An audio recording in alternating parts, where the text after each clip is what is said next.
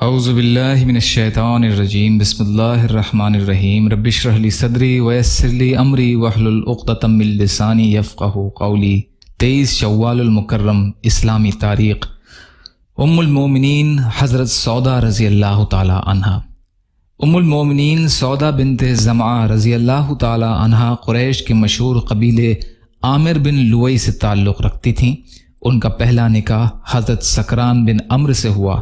وہ نبوت کے شروع زمانے میں ہی مسلمان ہو گئی تھیں اور اپنے شوہر کے ساتھ حبشہ کی دوسری ہجرت فرمائی۔ ان سے عبد الرحمن نامی ایک لڑکا پیدا ہوا۔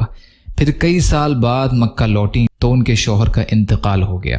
حضور صلی اللہ علیہ وسلم نے اماں خدیجہ رضی اللہ تعالی عنہا کی وفات کے بعد سن 10 نبوی میں اماں سودا رضی اللہ تعالی عنہا سے نکاح فرمایا، لیکن ان سے کوئی اولاد نہیں ہوئی۔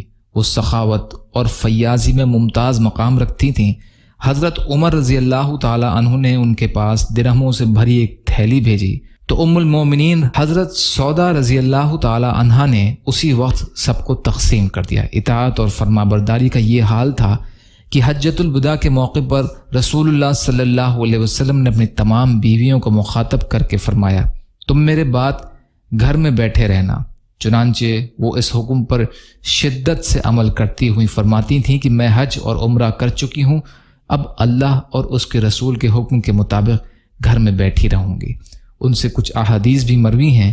انہوں نے حضرت عمر رضی اللہ عنہ کے دور خلافت میں ذی الحجہ سن 23 ہجری میں مدینہ منورہ میں وفات پائی۔ اللہ کی قدرت، لقمے کی حفاظت۔ اگر ہمیں کچھ کھانا ہوتا ہے تو اس کو ہم اپنے ہاتھوں کے ذریعے اٹھاتے ہیں۔ انگلیوں کے چھونے سے احساس ہو جاتا ہے کہ کھانا گرم ہے یا ٹھنڈا۔ پھر لقمہ منہ کی طرف لے جاتے وقت آنکھیں دیکھ لیتی ہیں کہ کھانے میں کچھ خرابی ہے یا نہیں، اور آگے آتا ہے تو ناک سے سونگھ لیتا ہے کہ کھانے میں بدبو تو نہیں آ رہی ہے، اور پھر جیسے ہی وہ منہ میں رکھتا ہے تو زبان اس کا ذائقہ بتا دیتی ہے اور اس کے ٹھنڈے اور گرم اور اچھے برے ہونے کا احساس کرا دیتی ہے۔ اتنی حفاظت سے گزر کر ایک صاف لقمہ ہمارے پیٹ میں جاتا ہے۔ اللہ تعالیٰ نے اپنی قدرت سے لقمے کی حفاظت کے لیے کس طرح کا انتظام فرمایا ہے، سبحان اللہ۔ ایک فرض کے بارے میں، دین میں نماز کی اہمیت۔ رسول اللہ صلی اللہ علیہ وسلم نے فرمایا، دین بغیر نماز کے نہیں ہے۔ نماز دین کے لیے ایسی ہے جیسا آدمی کے بدن کے لیے سر ہوتا ہے۔ طبرانی کبیر کی روایت ہے، ابن عمر رضی اللہ عنہ راوی ہیں۔ ایک سنت کے بارے میں، عشاء کے بعد 2 رکعت نماز پڑھنا۔ حضرت عبداللہ بن عمر رضی اللہ عنہ بیان کرتے ہیں کہ میں نے رسول اللہ صلی اللہ علیہ وسلم کے ساتھ عشاء کے فرض نماز کے بعد 2 رکعت سنت پڑھی ہے۔ یہ بخاری کی روایت ہے۔ فائدہ: عشاء کی نماز کے بعد وتر سے پہلے 2 رکعت پڑھنا سنت موقدہ ہے۔ ایک اہم عمل کی فضیلت، صدقے سے شیطان کی شکست۔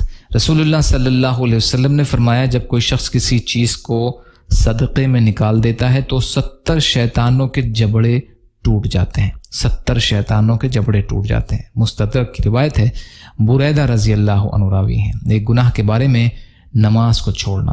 رسول کریم صلی اللہ علیہ وسلم نے فرمایا، نماز کا چھوڑنا آدمی کو کفر سے ملا دیتا ہے۔ مسلم کی روایت ہے، جابر رضی اللہ تعالی عنہ راوی ہیں۔ دنیا کے بارے میں، دنیا کھول دی جائے گی۔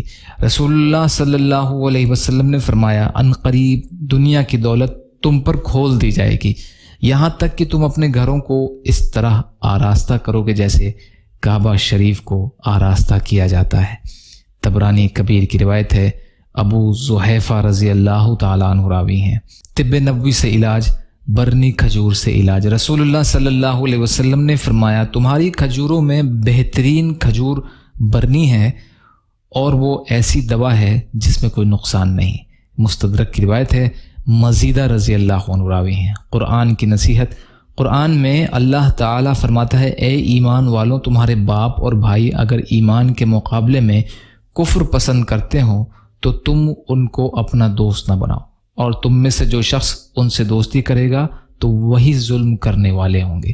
سورہ توبہ کی آیت کا ترجمہ ہے۔ یا اللہ ہم سب کو کہنے سننے سے زیادہ عمل کی توفیق عطا فرما۔ یا اللہ جو مظلوم ہیں، پریشان حال ہیں، بیمار ہیں، قرض میں ہیں، بے روزگار ہیں، محتاج ہیں، ان کی مدد فرما۔ یا اللہ جو دنیا سے ایمان کی حالت میں چلے گئے ان کی مغفرت فرما۔ یا اللہ اپنے حلال میں سے دیجیے، اپنے حرام سے بچائیے، اپنے غیر سے بے نیاز کر دیجیے۔ یا اللہ خواہشات کی پیروی کرنے سے بچائیے، نفس کے شر سے ہماری حفاظت فرمائیے، بغض، حسد، جلن، کینہ، تکبر، ریاکاری سے ہمارے دلوں کو پاک کر دیجیے۔ آپ کی خوشنودی والی شہادت کی موت کا درجہ عطا فرمائیے۔ یا اللہ آپ جو بھی فیصلہ ہمارے لیے فرمائیں اس کا انجام ہم سب کے لیے بہتر فرما دیجیے، صبر اور شکر اور اچھی طرح عبادت کرنے والا بنا دیجیے برحمتک یا ارحم الراحمین۔ لا الہ الا اللہ محمد رسول اللہ۔ السلام علیکم۔